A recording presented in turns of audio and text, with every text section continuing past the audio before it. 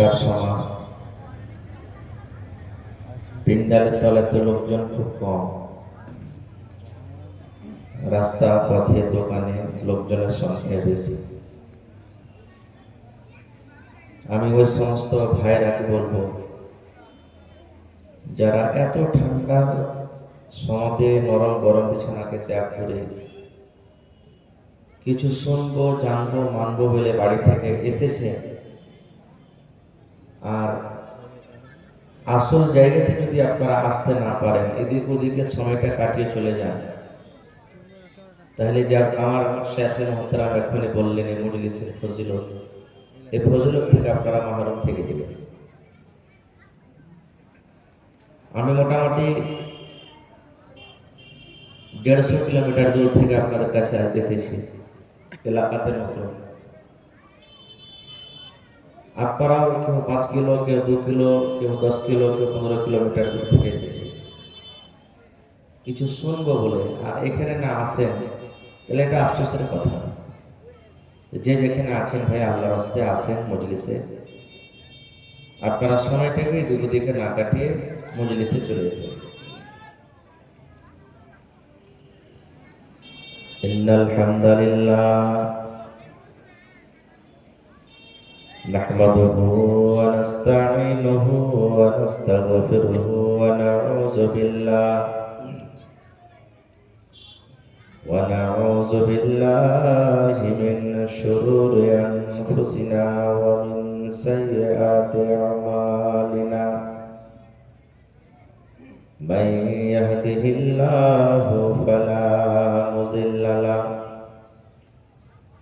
ওয়া মান ইউযলিলহু ফালা হাদিয়া লাহু।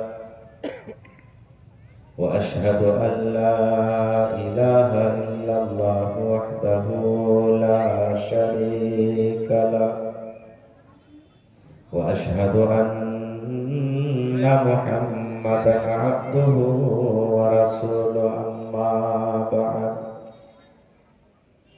فإن خير الحديث كتاب الله وخير الهدي هدي محمد صلى الله عليه وسلم وشر الأمور محدثاتها وكل محدثة بدعة وكل بدعة ضلالة وكل ضلالة في النار.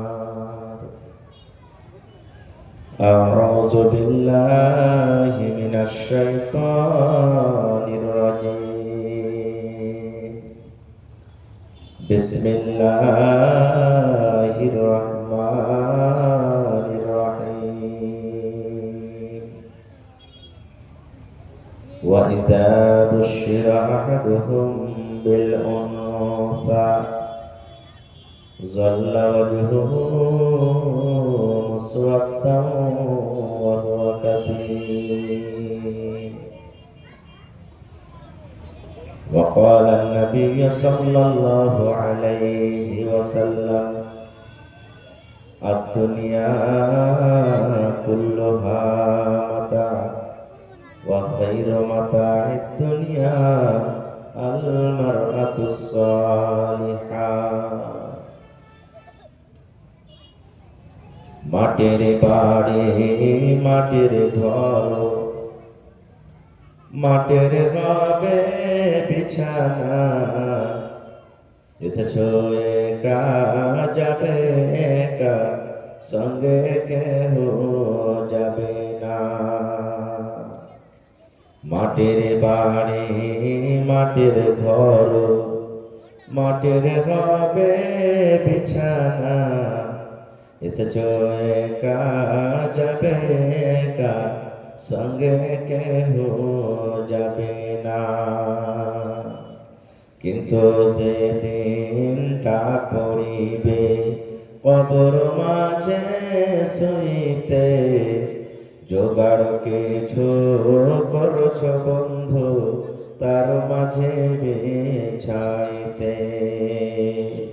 জোগাড় কিছু করছ বন্ধু তার মাঝে বিছাইতে লক্ষ কোটি মধুরা বয়ে করছ বালা খানা হীরামণি মুক্তা দিয়ে পালঙ্কের ওই বিছানা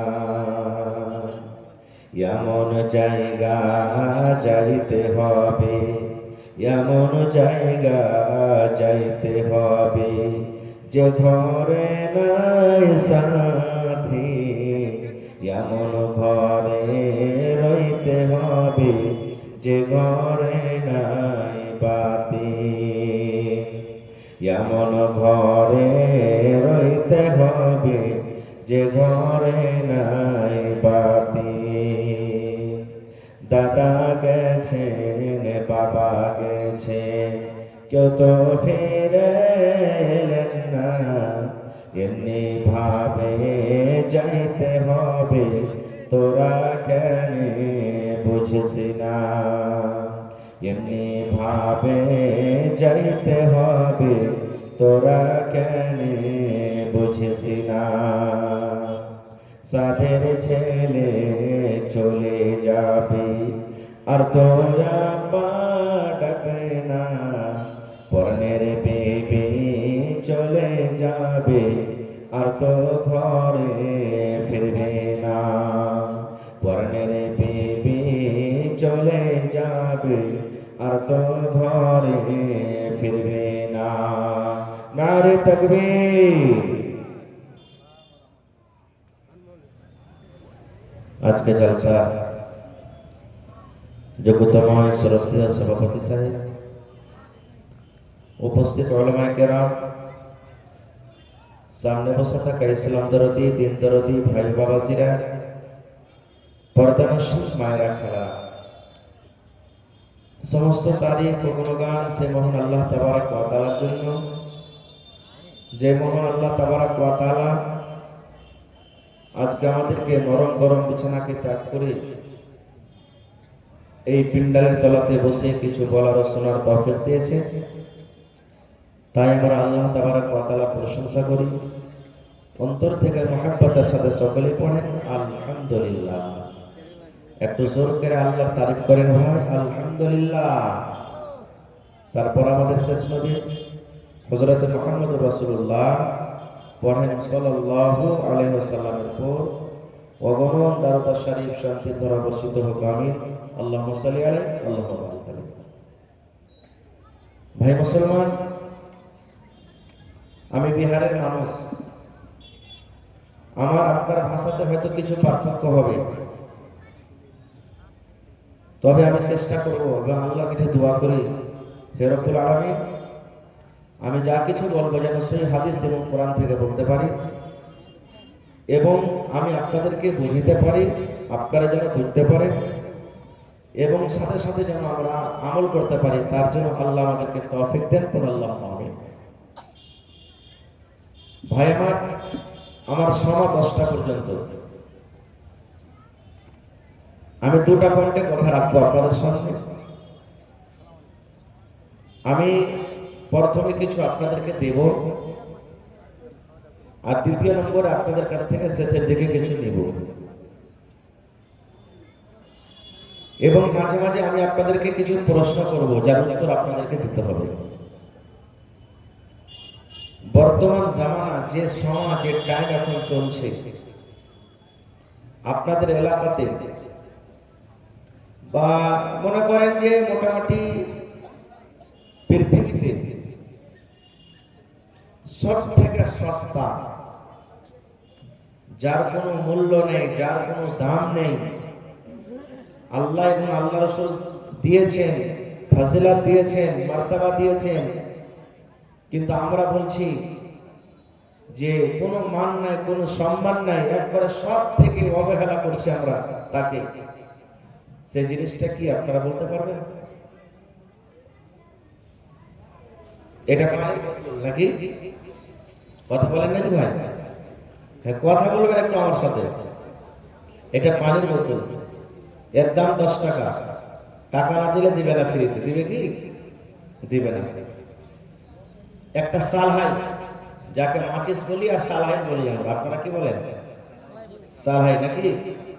হ্যাঁ, খরিদ করতে যাবেন, 1 টাকা 2 টাকা 3 টাকা না হলে আপনাকে দিবে না। সুই যে মহিলারা কেথা সিয়ায় কিংবা পাকা সিয়ায়, 1 টাকা 2 টাকা না হলে দিবে না। কিন্তু এমনই একটা জিনিস আছে যাকে আমরা খুব বড় মান সম্মান দিয়ে নিয়ে আসছি বাড়িতে, কিন্তু আমরা মান সম্মান দিই না। বলতে পারবেন? মাশাআল্লাহ, লেখা রাখেন মাওলানা, তখন পরে দোয়া করব। সেটা হলো আমার আপনার মেয়ে বেটি। মান সম্মান দিচ্ছি কি? কথা বলেন ভাই, দিচ্ছি? আপনারা বলবেন কই যে মাওলানা আমরা তো জুলুম অত্যাচার করি না, মান সম্মান দিচ্ছি। তাহলে কতখানি মান সম্মান আমরা দিচ্ছি বা দিচ্ছেন? একটা প্রশ্ন আর ছোট করে করি।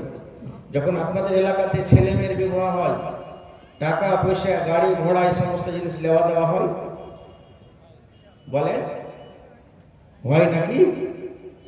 এরকম কি কোনো বিয়ে গেছে যে যে মেয়েকে বিয়ে করে বাড়িতে আনবো, বিয়ের সময় ওয়াকি 50,000 10,000 15,000 1 লাখ টাকা আমরা ওয়াকি দিয়ে দিব মেয়ের বাবাটাকে, যে আপনার মেয়েটা আমার বাড়িতে আসবে, কত কষ্ট করে আপনি লালন পালন করেছেন, তো ধরেন আমি টাকা দিলাম, আপনি খরচ পানি করেন। এরকম তো হয় না হয়েছে? ওদের কাছ থেকে নেওয়া হয় নাকি? তাহলে তো আমরা মান সম্মান কই দিলাম? কই আমরা মান সম্মান দিলাম?